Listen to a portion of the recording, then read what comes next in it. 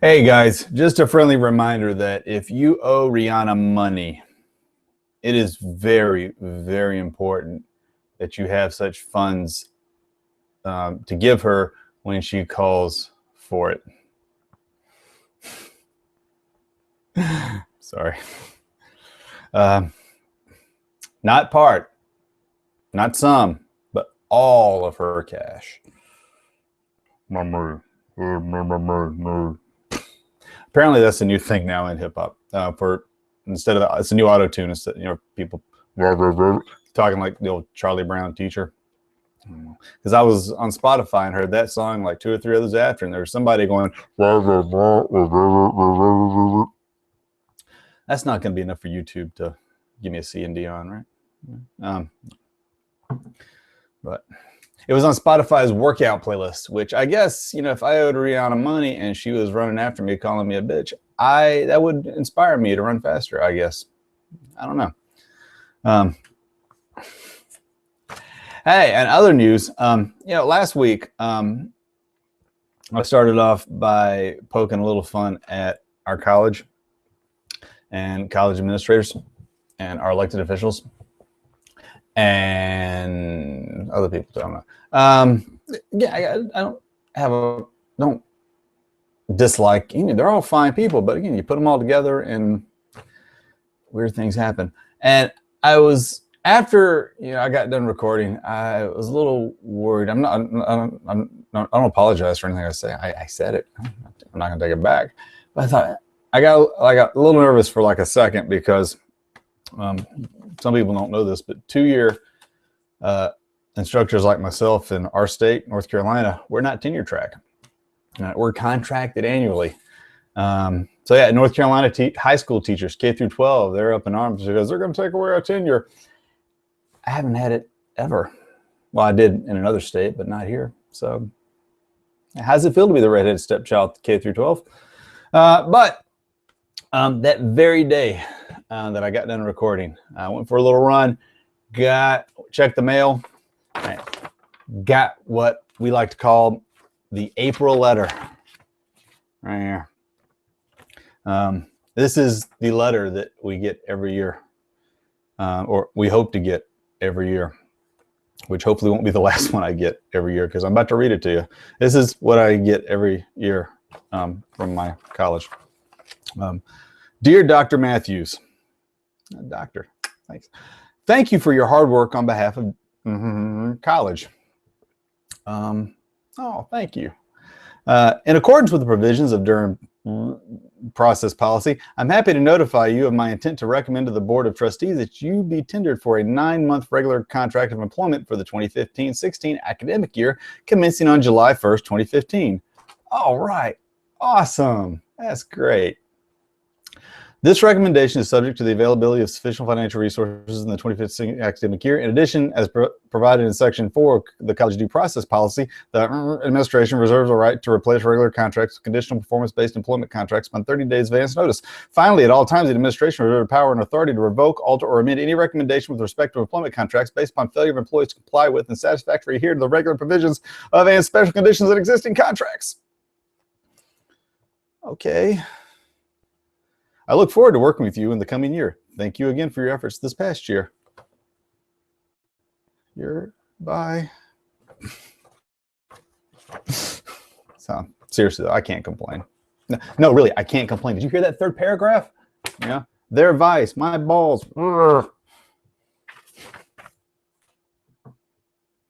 Anyway. I love my job. So general one, we're going to talk about electron configurations some more, but we're going to talk about the electron configurations of ions. So if you didn't see last week's video, well, you got to watch it now. Between that and that, you don't have to.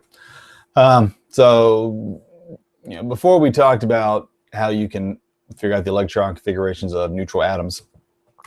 To figure out the configurations of ions, oops, I don't do that yet. To go from an atom to an ion, again, you're going to add or remove electrons. And when you do this, you always start with the valence shell, which in electron configuration is the highest shell with electrons in it, which is basically the highest N, the highest number you see in the electron configuration. Right. So that's the valence shell.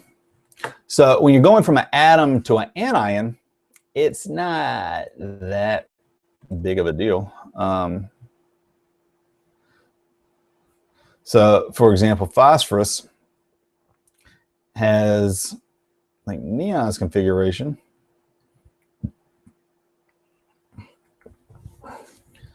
We're going to use rare gas notation just to be quick. Plus 3s2, 3p3. As you learned early in the semester, phosphorus likes to form a -3 ion. So like with anions, you're just picking up where you left off. We're adding 3 more electrons to this shell, or this atom. 3p can hold a total of 6, just like any p subshell. So we'll just pick up where we left off. And put 3 more there. Although really, if you're writing a rare gas configuration, a phosphide ion would be argon's configuration. Or look over on the other side of the table, something like calcium. It is argon's configuration plus 4s2. And again, back in the early part of the semester, we learned that calcium and everybody in group 2A likes to form a +2 ion. So you're removing electrons from the atom. And again, you start with the valence shell. The valence shell here is shell 4. And there are 2 electrons, coincidentally enough, in that shell. So you remove those 2, you get a 2+ charge, which would give you argon's configuration. So notice in both cases you get the configuration of a rare gas, and usually it's the nearest rare gas. So this is what we call the octet rule, because there's something special about a rare gases configuration, which is usually something S2, something P6. There's something magically stable about that, and that's why in group 8, the rare gas group, are also called the inert gas group, because inert means unreactive. Right? The reason they don't react is because they don't need to. Usually reactions involve something going on with electron swapping, like redox reactions or whatnot. Rare gases don't want to react because they're perfectly happy with the configuration they have. In some cases, though, when you get toward the bottom of the table, like around lead, it gets a little weirder. So in the case of lead, lead has xenon's configuration plus 6s2, 4f14, 5d10, 6p2. So one common ion that lead likes to form is lead 4. So you're removing 4 electrons. So people usually think to get rid of the last 2 they wrote, but again, you start with the valence shell. In this case, the valence shell is shell 6. There are 2 more electrons in shell 6 over in 6s. So you can always start with the highest N. Even if you have F's and D's in between, you take them out of the valence shell first. So you take those 4 away, you're left with xenon plus those 4f electrons and those 10 5d electrons. So this doesn't give lead a rare gas configuration, but it gives what we call a pseudo rare gas configuration, which is usually a rare gases configuration plus a filled F subshell and a filled D subshell, or just a filled D subshell. So those 2 configurations are what we call pseudo rare gas. And the idea is that lead and other similar types of metals over in the bottom part of the P block, they can't get rid of all the electrons after the rare gas configuration to give you an exact rare gas configuration. Like in this case, lead would have to get rid of another 24 electrons to get all the way down to xenon's configuration. Which just, even if you don't get into things like electron affinity and ionization energy, having a lead plus 28 ion sounds a little weird.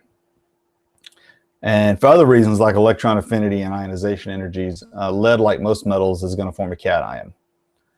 So it actually is easier for it to get rid of these 6 electrons to form a pseudo-rare gas configuration than it is to try to pick up 4 electrons to become, you know, whatever's below xenon. Krypton, I think. Krypton? No, radon, excuse me. But remember, pseudo-rare gas is just these 2 configurations. If it was, you know, a D, F, and an S, that's technically not pseudo-rare gas. You got to get rid of all those valence electrons to get a true pseudo-rare gas configuration. All right. So one other place where you might have to do an ion configuration is over in the transition metals, the D block, as we start to call it. With the transition metals, they don't necessarily follow the octet rule. There's their own, transition metals have their own special electron rule that they follow, which if you take other chem courses down the road, you may learn about it later on. But for example, we deal with iron a lot in this course, and iron's electron configuration is argon 4s2 3d6. And whenever you see iron in ionic compounds, one of the common charges is iron 2. So you're removing 2 electrons, but remember, you don't remove from the very last subshell. You go with the valence shell. And with the transition metals, there's the valence shell is actually the s orbital, or the s subshell. Yeah, same difference. Because remember, the way it works is it's usually something S2, something 1 lower, D whatever. Because when you get to the D block, it's N-1, if you go back to what we talked about last week. But for here, you know, the valence shell is shell 4, again, highest N. So those are the 2 electrons you're going to remove, giving iron this configuration. And you also see iron as a +3 cation. So again, the first 2 are going to get removed from 4s. You got to remove 1 more to become +3. Well, in that case, now you can remove from the D subshell. But remember, for transition metal cations, you don't remove from the D until you get rid of those s electrons that are right before it, because they're technically 1 shell higher. Technically, the valence shell is still 4s in this case, or whatever shell you're talking about, depending on what row you're talking about. Right. So, yeah, that's it with ion configurations. And again, as long as you remember to start with the valence shell, that takes care of the bulk of it, especially for those transition metal compounds. Again, remember to remove the s electrons before you start messing with the d electrons, and you should be okay. So moving on to General 2. And with General 2, I figure we'll talk a little bit about titration curves real quick. So with basically a titration curve is, most titration curves, essentially what you're doing is you're plotting the pH of a solution as you add titrant to it. And titrant is a fancy way to say stuff in the burette. So for example, if you're titrating an acid, you know, the acid is the stuff in the beaker, you're going to titrate it by having some base in your burette. Yeah, you usually measure the pH of the stuff in the beaker because it's hard to get that pH probe in your burette. So you got an acid solution, you got a pH meter in there, or at least the probe part, and it's going to be some pH in the acidic range. You start adding base, it's going to be, pH is going to start to go up a little bit, and a little bit, and a little bit, to finally reach a point where it just peaks, spikes up, and then it starts going up and up a little bit more, a little bit more. So this sort of S shape is your a typical pH or titration curve looks like. And there are two particular points of interest in a titration curve. One is that sort of middle section here, the middle part of where it jumps up. That's what we call an equivalence point. Basically, that's the place where all of your acid, in this case, because remember we're starting with an acid, has been converted to its conjugate.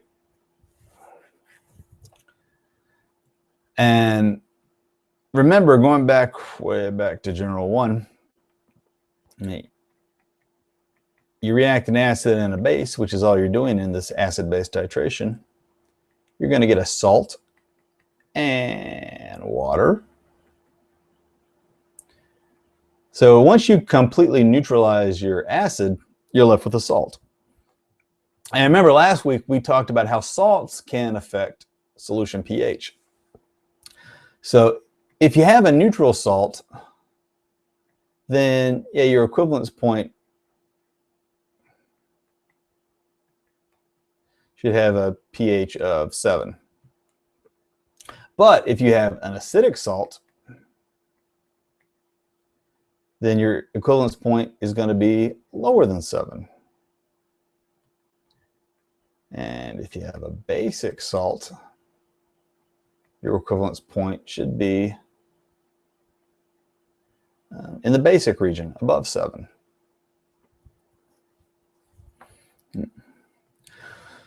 And if you, I'll go ahead and talk about multiprotic. So if you have a a diprotic acid, H2A, you're going to see that same sort of spike occur, and that's where the acid converts to its conjugate, which remember conjugates are related by 1 proton. But as you keep adding base, that initial conjugate, it still has a proton, so as you add more base to it, you're going to see another equivalence point, which is where all of your conjugate has been converted to its conjugate base. And if you had a triprotic acid where it was H3A, you'd see a third little S curve there. So I'll do it here. So that's the equivalence point. And it's basically the point where all of your acid has been converted to conjugate or base. I'll show you a base example in a minute. But before I do,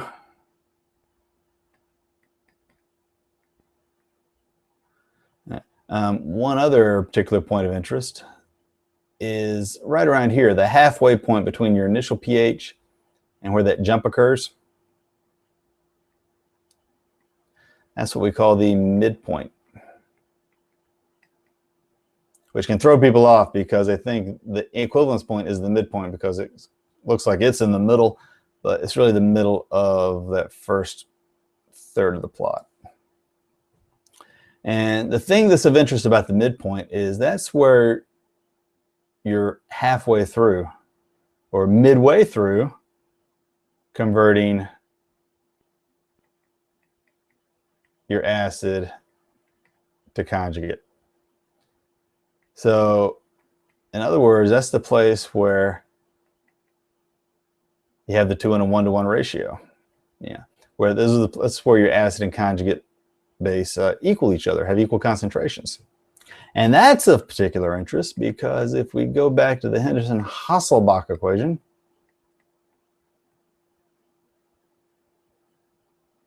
if these two equal, that means that your log of, let me go and write the whole thing first. There we go. Now, that's where, if these two are equal, that means you're essentially taking the log of 1. And remember, the log of 1 is 0. So that's basically just, if that's 0, then it gets simplified down to pH equals pKa. So the midpoint is usually, the pH of your midpoint is usually the pH of, or also the value of your pKa. So a titration curve is a way to experimentally determine the pKa of your weak acid. And you know, if you want to see what a base curve looks like, you say you start with a base in your beaker and you titrate that solution with an acidic titrant. Again, you start off with a basic solution, so that's going to be up here in the basic range, and it's going to look the same. It's just you still see the same sort of sharp turn, only now it's a dip down instead of up. So it's basically just same S curve, but now it's kind of inverted. Right. And your equivalence point is still that middle part, you know, of that sharp drop. And the midpoint is still the halfway point between your initial pH and where that steep change occurs. And when you're working with a basic solution, that midpoint is actually equal to the pKa of your conjugate base, or conjugate acid, excuse me, the conjugate acid of that base. Because remember, what you're basically doing here is you're taking that base, titrating it with some acid. You get its conjugate acid plus HA's conjugate. So you're actually finding the pKa of the conjugate acid of your base. And if you want to convert that to a Ka or a Kb, remember the Ka and the Kb of a solution, they equal to Kw. So if you want, if you know the pKa, it's a simple matter to use that equation to eventually find the Kb of your base. So again, it's a way to experimentally measure the dissociation constant of either your acid or your base. Right. So that's a little bit about titration curves. And that'll be it for this week, because it's a nice day out and I'm going to try to go for one more run. I know I'm talking about running a lot. I'm actually doing a race next week. It's a half. It's not. I don't do marathons because I have a lick of sense. Here's everything you need to know about marathons. The very first person that did one died. And here's everything you know about the human race. We saw that and we went, wuss. And we've been doing it ever since. All right. Because just because he died doesn't mean we're going to die, right? So, yeah, I don't have the shape to do a full. But I'm doing a half. So I'm going to run. Plus, it's been about 30 minutes. It's good enough. All right. So, what else was I going to say? Doesn't matter. I think I've said enough. Don't you? Yeah. So, that's it for this week. Again, if next week we'll talk about something else as we move toward the end of the semester. Only 4 weeks left, right? If there's something you want me to talk about, then just let me know either in the comments or you can shoot me an email. Again, my students, you have my work email. Everybody else, just go to my Google page. You can do it that way. So that's it. See you next week.